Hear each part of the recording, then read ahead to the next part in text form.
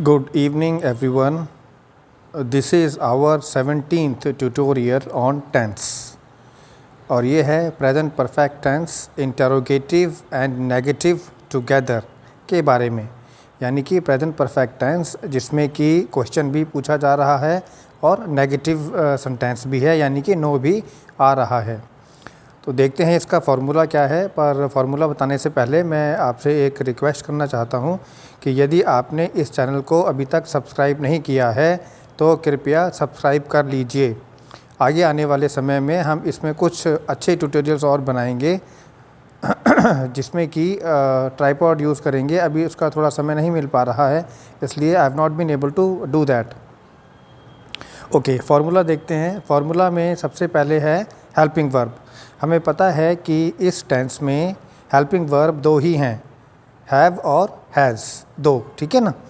उसके बाद आ रहा है subject, helping verb plus subject plus not plus V3 plus object, यानी कि पहले हेल्पिंग वर्ब आएगा, उसके बाद सब्जेक्ट आएगा। सब्जेक्ट होता है कर्ता, जो कार्य को करता है। उसके बाद आएगा नॉट, उसके बाद आएगा V3 यानी कि वर्ब की थर्ड फॉर्म, उसके बाद ऑब्जेक्ट यानी कि जो कार्य किया जा रहा है। तो एग्जांपल्स में देखते हैं। पहला सेंटेंस है have I not sung the devotional song well enough.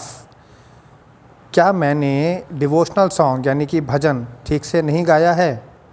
अब इसमें जो नफ़ लिखा है वो इनफ़ का इनफॉर्मल है ना। जैसे हम इनफ़ बोलते हैं ना, ENOUGH, इनफ़, उसी का इनफॉर्मल फॉर्म है नफ़। हम नफ़ को बोलने में यूज़ कर सकते हैं, ठीक है। यहाँ पे जगह कम होने की वजह से मैंने नफ़ लिख दिया। दूसरा सेंटेंस है have you not crack the interview for NDA। क्या आपने NDA का इंटरव्यू क्रैक नहीं किया है, यानी कि पास नहीं किया है या आप पास नहीं कर चुके हो। तीसरा सेंटेंस है, अच्छा क्रैक का मतलब वैसे तो होता है तोड़ना, पर यहाँ पे क्रैक जो है वो पास के फॉर्म में है ना। क्रैक मतलब पास भी होता है। तीसरा सेंटेंस है have we not made full preparation for marriage. क्या हमने मैरिज के लिए पूरी प्रेपरेशन नहीं की है। अब आप देख लीजिए, पहले हेल्पिंग वर्ब है, हैव है, हेल्पिंग वर्ब है, वी सब्जेक्ट है, नॉट नेगेटिव वर्ड है, मेड वर्ब की थर्ड फॉर्म है, फुल प्रेपरेशन फॉर मैरिज जो है ये पूरा ऑब्जेक्ट है ना, कार्य के बारे में बात हो रही है। चौथा है have they not gone on the voyage. क्या वो समुद्री यात्रा पर नहीं जा चुके हैं या क्या वह समुद्री यात्रा पर नहीं गए हैं। अच्छा, वॉयेज जो है ये नाउन है, इसका मतलब है समुद्री यात्रा या फिर स्पेस की यात्रा, यानी कि अंतरिक्ष की यात्रा। Okay, VOYAGE, voyage. पांचवा सेंटेंस है has he not given his approval to the proposal. क्या उसने अपना प्रपोजल के लिए अप्रूवल नहीं दिया है या वह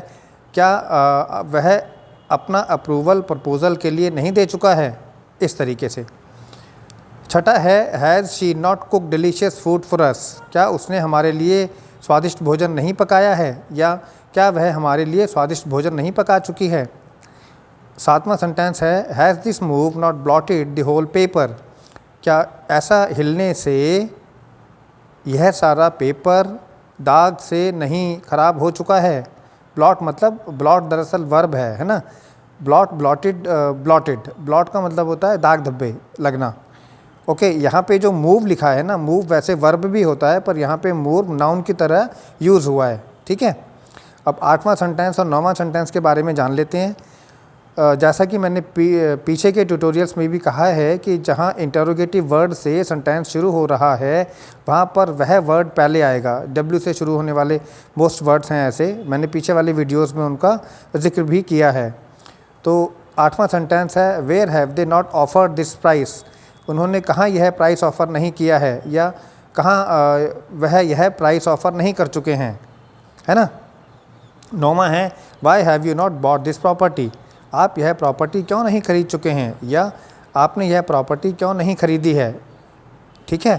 तो इस तरीके से मैं अपने हर ट्यूटोरियल में ये बताता हूँ कि टेंस के ऊपर जितने भी ट्यूटोरियल्स हमने बनाए हैं, है ना, उनको अगर कोई भी 10th या 12th पास्ट नंबर वाइज देख लेगा तो आसानी से टेंस सीख सकता है, ठीक है। So I wish you all the very best.